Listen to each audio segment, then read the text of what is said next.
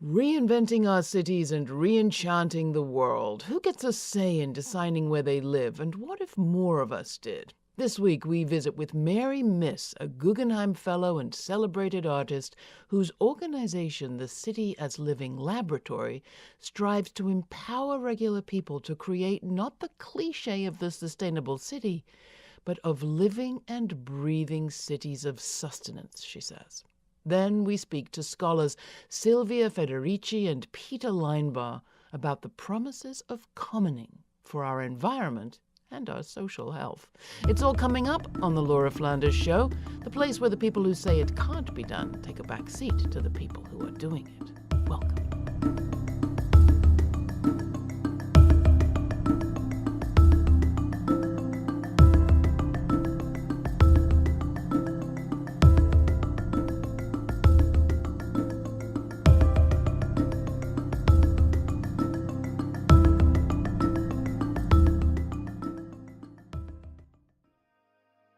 How could the artist's imagination help make issues more accessible to people? To recognize artists as not just the icing on the cake, the thing that is always disposed of first, but really essential members of a conversation. Mary, we're connecting with you here in your studio in Tribeca. When did you move in here? I moved in 1970. I lived around the corner in an old herring factory. When we moved in down here, there were spice and coffee and cheese companies all over. There was a butter company across the street. There were cheese fumes not always nicely coming in our back window. It's completely transformed around here. Do you feel like you had any say in that? No, I did not have any say. I do not know where I live anymore. I can't get down the street because there are so many baby carriages.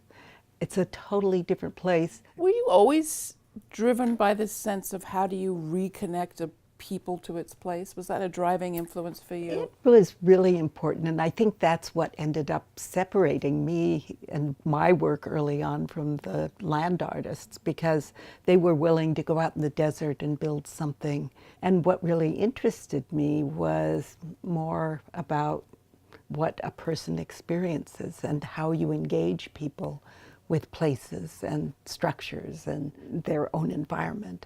We call ourselves a laboratory, City as Living Laboratory, because we're interested in testing how you engage people. So that's what got us out walking the corridor of Broadway. 5.5 million people per day ride the subway. It's the largest shared urban infrastructure. This is Red Square. It's an apartment building that was built at the fall of communism. The estimate's 1 to 10 birds die a year per building. And there's about 1 million buildings in New York City. So we started doing walks with artists and scientists, and every one of these green tags represents an artist-scientist walk or talk that has happened. So we've done almost 50 of these. So we've really been investigating the whole corridor, but now our attention is really focusing up here on Van Cortlandt Park, starting at Van Cortlandt Park and going down to the Harlem River. This is really an interesting project. Every time it rains, even a little bit, this area floods all along Broadway. The basements flood, people's businesses flood. And part of that is happening because there's a brook called Tippett's Brook that comes into Van Cortlandt Lake. It's from a watershed that goes up into Westchester County. And in the early teens of the 20th century, the water was put into the sewer, the Broadway sewer. So the sewer line goes under Broadway, cuts across, and finally goes into the Harlem River. But there are about 4 to 5 million gallons of water a day that go into this sewer. So it ends up going in as sewage into the Harlem River.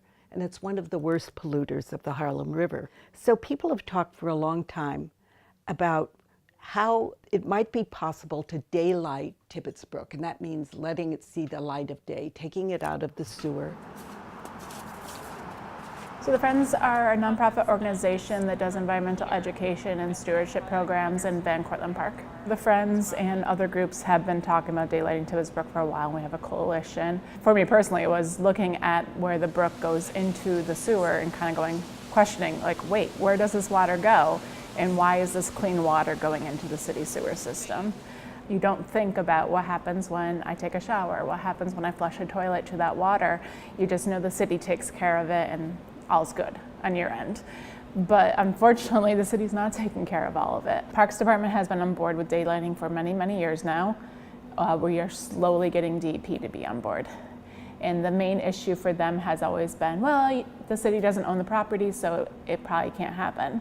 But the solutions that they've come up for dealing with this are absolutely horrible. They're horrendous. It's like, oh, we'll just build these huge catch basins at the northern end of the park and they can hold the water. And it's like, well, no, those are forest. You're not going to take down our trees and just put in concrete basins to hold water. That's not a good solution. Oh, we'll change the level of the lake. We'll decrease the depth of the lake. Well, then you're opening up all the shorelines for Phragmites and other invasives. Not a good solution. You need to come up with a good solution. And daylighting is the only good solution for the environment as a whole. So we don't have to feel limited when we imagine what the daylighting of Tibbetts Creek can be, because we know they may have built it over the river. It doesn't mean it can't reemerge. As a city, as a living lab has been really great as far as getting the word out about the project, getting more people informed. We have our limited reach, and our focus has really been on the environmental aspects of it. The more people that are aware of it, it will help raise it to a level of priority for the city to do. Then we can show that more people support it, and this is what everybody wants. We're imagining that there could be a sound wall between the highway and the corridor itself, and that there could be an elevated pathway, and then that the stream could run down that corridor. People could actually have access to nature and not just a highway. So one of the things that we're doing is trying to find ways to draw attention. One of our most interesting projects was an artist named Bob Brain, who did temporary tattoos that he hand painted onto people. People would line up. They could not wait to have this done. Are they tracing the track of Tibbetts Brook? Yes, so it's showing the original track, which you can see here. Here's what it used to be. Now it's in the Broadway sewer, and here's where we want it to be, along the, Major Deacon. Like, we were proposing this as one of our projects, and one of our board members said, "Isn't that a little weird?" Actually, it turned out to be the most impactful thing that we've done as a project, practically. The impulse behind this came out of my decades of working in the public realm, because that's where all my work has been done. But it's really difficult to have access. And I wanted to try to imagine a way that artists would be recognized as being able to have an essential complementary role at the table when issues come up in the city. And what difference do artists make in those conversations? I think it's really about the kind of emotional, sensual, psychological aspects of art that give people something to relate to. I'm imagining that this corridor of Broadway that I'm looking at now and have been for a number of years, that in another 20 or 30 years it could be really transformed. This could become the corridor that looks at different social structures, different ecological structures, where it's this rich environment instead of one that's just kind of a drain on the people who live nearby. In their busy lives, where all of us are just running all the time, how do you begin to let their lives echo around them? For people that have come to New York, they might be familiar with one of the pieces that really has changed our landscape, and that's down in Battery Park, South Cove. Can you tell us what your project was, what the idea was, what was the problem you were trying to solve there? Oh, the problem was that I'd been living in this neighborhood by the river since 1970, and we couldn't get to the river. So I wanted to do something that would really give people the water, that you would hear it, that you would smell it, that you would get down close to it. So we, made it so that the walkway ramps down, that there's a visual connection between the land and the water, because I had these pilings put in that are reminiscent in a way of the old pilings that used to be there. We did this planting of what you might have found along the edge of the river at an earlier period. Since it's nearby, I go regularly and I get to see the change of seasons there. And I get to see the way people interact with it. It's not to say, oh, look at this, look at me, I'm influencing everything. It's more to say, yes, artists can really have an important role, which is the thing that got me to start City as Living Lab.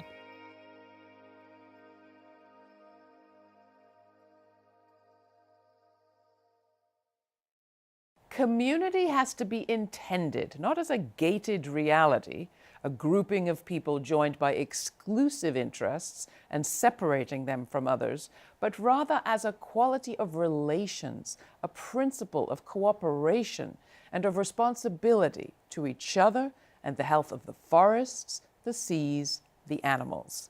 So writes Silvia Federici. But how can we get there from here?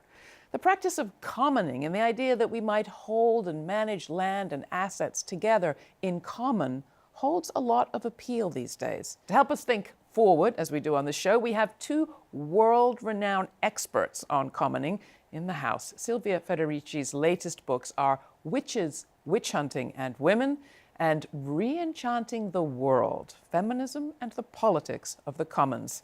Its foreword is written by historian and Laura Flanders Show favorite, Peter Linebaugh, who is the author of, among other classics, the Magna Carta Manifesto. I am overjoyed and feel tremendously lucky to have the two of you together in studio. Let's talk about the role of the commons in American history. I spent some time during the election season in Appalachia and heard a lot about the Appalachian commons, about which I knew very little. It is often told, the story of the commons, as if it was in just medieval England, but that's not the case. Peter, you've looked at this history. What's American about it? Yeah, what's American about it is, unlike Europe, American capitalism is born in destruction of the commons. In Europe, we used to be taught European capitalism was born on the destruction of feudalism. Actually, as we go further, we see that this destruction of the commons is all over. But in Appalachia in particular, this has been a zone of freedom, and the latest to be privatized, with the mountaintop removals, the destructions of mountains, the pollutions of rivers, has produced the opposite in ideological terms. That is, this was the zone that elected JFK, if you remember, in 1960, the Kennedy. This was where poverty was discovered. What's actually happening in Appalachia are communities over many generations that have been multi-ethnic, have been Native American, been African American, been runaway slaves. It's freedom land. It's no accident that John Brown centered the struggle for abolition in Appalachia, in the mountains. But now it's the land of monoculture, huge landowners, coal mining companies that have very little concern for the community or the planet. Jump to here, we've got an urban tradition of commoning here in the United States too. What does that look like to you, and how do we bring this picture together as something alive today? Well, I think what is alive today is that more and more people are being displaced. They're being displaced from rural areas, they're being displaced from the mountains that have been destroyed. But at the same time, to the extent that they're being forced to urbanize, they also bring to the urban space, right, the need to reconstitute a community. And we have seen it in the United States, I think, in the last 3-4 decades in particular, and also thanks to immigrant people, who come from the south of the continent, where you still have strong communitarian relation, you still have strong indigenous, group, population, nation who have a lot of communal territory still. And so we have seen, for example, the phenomenon of the urban garden. agricultural farming, which are much more, the sources of, food, and they have really become centers of sociality and also places where for new production of knowledge, like children from school can go there and see how, vegetables are grown. And so they're fulfilling now many different functions. So this is urban gardens are part of the re-enchanting yes. of the title of your book. Very much so. Re-enchanting, give us some background. You mentioned it in the foreword, what that phrase is about. Yeah, it comes from French for chanter, meaning to sing. So to enchant is an action of joy, and it's an action of hope, of the imagination. That's enchantment. It's not just for Halloween or for a senior prom. It's not just You're not just to sell albums. Not just to sell albums. No, it's phrase. to reconceive of what we are on the planet. Our planet is not real estate. Our planet is not a jail to throw people off of. It's not a wilderness. It can be a home. And as Silvia just said in this great book, Re-Enchanting the World, we have to make a home with one another and practice principles of reciprocity, redistribution, obligation, and respect. To enchant is to sing into community once again.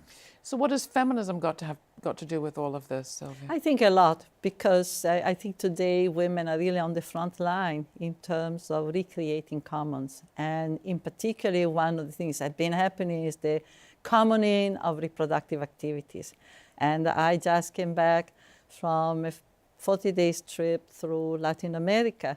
And that's a place where you can really see it in the most intense form. I visited a number of what they call villa miserias. These are encampments that people displaced from rural area have created in urban territory, in the periphery, and they've all been built by people's hands. So when I'm saying reproduction, for example, I've been in communities where now women are doing a lot of reconstruction of the day-to-day activities that are producing people's life with the popular kitchen, collective kitchen, urban gardens, also organizing network of activities in a cooperative way. For example, I was in a place called Villa 2124 in Buenos Aires, where amazingly, women are organizing to take care of bringing the children to school, bringing them back to school, because they're afraid they may be run over by a car, where they take care, the state is totally absent. So they take care of the garbage. They take care of making sure that people have some food if they're extremely poor. So how do we there's not a whole network. But how do we not fall, Silvia, into the trap of having women do the same old traditional low-paid, low-respected work? Okay, you may say that. On the other hand, what is happening, so it's not an attempt to replace the state, but it's a way of providing for the most immediate need in a cooperative way, but in the process, also something new is being created. New forms of solidarity are being created. New ways of imagining how reproduction could be organized.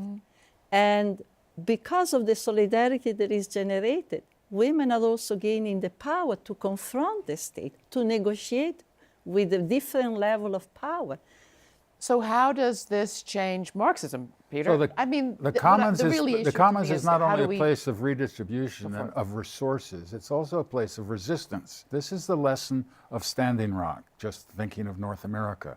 And the kitchens in Standing Rock, the care of the children, the care of the elderly, those who provided clothes, those who enchanted the land with their notions of its sacredness and the purity of the water protectors were led by women, young women. A new generation. So there's new leadership and there's perhaps new appreciation, new valuing of certain kinds of work. Is there also a shift in our sites of struggle? 100 years ago, 200 years ago was the factory floor, the physical production of stuff. was the place of struggle. Now many of us work nowhere near a factory floor, and these issues of our lives seem to me increasingly the places of our struggle. Absolutely. This is where, in fact, most of the feminist and particularly, more generally, women's activity is now, engaging the reconstitution of the social fabric, with centering on the reorganization of reproduction in a way that does not isolate us any longer. I was just thinking of Michelle Obama and her gardens. I mean, this is a signal. She is responding to needs that are being felt all over the world. Water and food, and then housing. We have to find ways of working with one another, not to replace the state or instead of the state. The commons is neither the market nor the state. It's a way of survival, and it's a way of renewing forms of cooperation, forms of value, with our differences of sex, race, gender. Because it requires us to talk to one another, among other things. Occupy did. Yeah. Standing Rock does. I'm also looking at what's happening in Argentina, what's happening in Brazil, what's happening in this country, and we're seeing the rejection of all things common, the increasing isolation and clinging to private industry, the begging of Amazon, please, please, please come, we'll give you public money. So what's happening here? It's not all not everyone's as impressed as we are, perhaps. But my view is that this move to the right, and it's very much a response to also the level and intensity of struggle that people are making. Again, when you look in particular to the South American continent, you see that there is almost no place where people are not fighting to defend what they have, to defend their territory, to defend their land.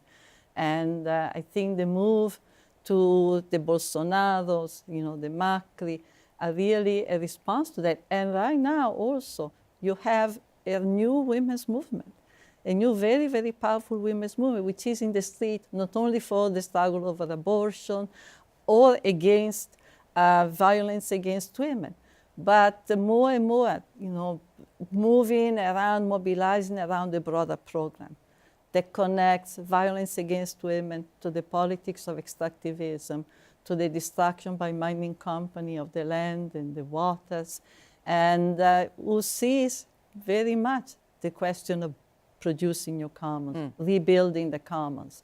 I was thinking you don't need just to go to Latin America, though here in New York, one thinks of the Longhouse and the Haudenosaunee people as a source of inspiration. These are the people who built New York, after all, the Mohawk high iron folks. But I was also thinking of the so-called birthplace of democracy in Greece, and the Greek common, the Greek commoning has been on the forefront, the edge of the massacres of our basis of reproduction, of health, of education, of housing, with the neoliberal onslaught that paved the way for Trump, that paved the way for the rise of fascist creatures in the halls of power. What would you say that we should keep our eyes on? What are you watching as you look at the landscape out there for green shoots, for bright sparks, for commoning? Oh, there's so many. I mean, the young people especially. That's what I look to. And I see new attitudes, no longer formed by the Cold War, but formed by these experiences, which to you and me may seem new, but to them are natural. Again, Occupy, Standing Rock, the Zapatistas. These are places where attempts have been made and defeats have occurred. But with defeat, the memory keepers keep it alive. I'll ask you the same question, Silvia, but I will throw out the thought that I didn't mention at the beginning, which is we've just seen a midterm election where it seemed to me ironic that you have kind of the bastion of capital, the US electoral system, running its operations off an incredible project of commoning, with people in the election campaigns that I saw all across this country working together, sharing resources, sharing lists, sharing information, giving car rides, helping people to the polls. It's not your typical commoning project, but it is one of a kind, isn't it? But I think it's an understanding. It's the understanding I was referring to and Peter was referring to, that commoning is not only a reorganization of the production, it's also the building of a ground of resistance. Yeah. Without, every struggle, every form of mobilization, requires its own forms of reproduction that sustains it. And the coming together of people, building new ties of solidarity. This is what gives continuity to a struggle. This is what allows it to really intensify. All right, so if people want to learn more about commoning and our two extraordinary authors here, you can get more information about both Peter Linebaugh and Silvia Federici's books at our website. What a pleasure. Thank you both. Really, thanks to you. An honor to be with you.